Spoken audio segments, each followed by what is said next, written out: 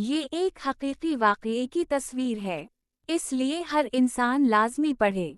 वो खुद एक आला ओहदे पर फाइज़ सरकारी मुलाजिम था। इसके 3 बेटे थे, तीनों सोने का चम्मच मुंह में लिए पैदा हुए और शाहाना जिंदगी गुजरती रही। वक्त तेजी से गुजरा और इसके नाम के साथ रिटायर्ड लग गया। ओहदे की मुद्दत खत्म हुई, रिटायर्ड हो गए और अब जिंदगी का सफर अनतहा की तरफ चल पड़ा। बेटों ने बाप के ओहदे से खूब लुत्फ उठाया।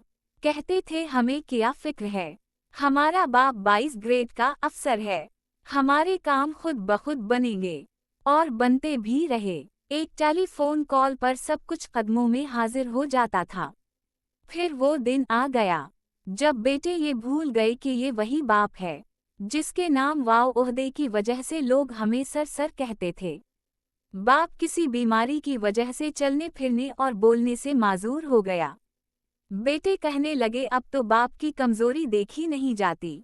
एक बेटे ने कहा कि अब्बा की जायदाद वाव माल की तकसीम करते हैं, ना जाने कब मर जाए।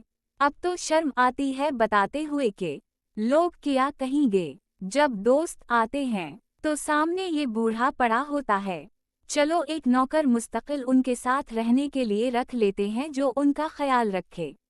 20,000 माहाना दे देंगे। नौकर आ गया और उसी घर के एक कमरे में बाप को फर्श पर गदा लगा दिया गया। नौकर को कहा कि इसका पूरा ख्याल रखना, हमें कोई शिकायत ना मिले। बेटों की शादियां हुईं, एक ने गर्मी की छुट्टियां गुजारने फ्रांस का प्रोग्राम बनाया और दूसरे ने लंदन और तीसरे ने पेरिस का, और हर जगह अपना तारुफ 22 ग्रेड के अफसर के बेटे होने से शुरू करते। नौकर को ताकीद की कि हमारी 3 माह बाद वापसी होगी, तुम बाबा का पूरा ख्याल रखना और वक्त पर खाना देना। जी अच्छा साहब जी। सब चले गए। वो बाप अकेला घर के कमरे में लेटा सांस लेता रहा। ना चल सकता था, ना खुद से कुछ मांग सकता।